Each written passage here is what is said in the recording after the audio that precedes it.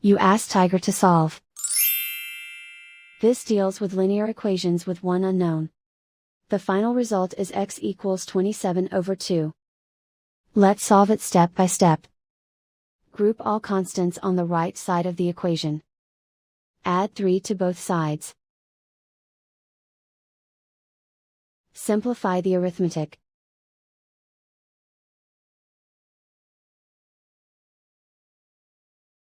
Isolate the x.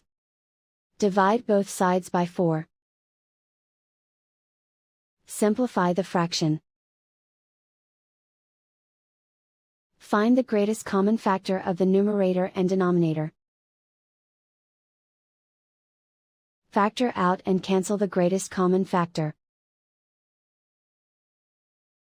And so the final result is x equals 27/2.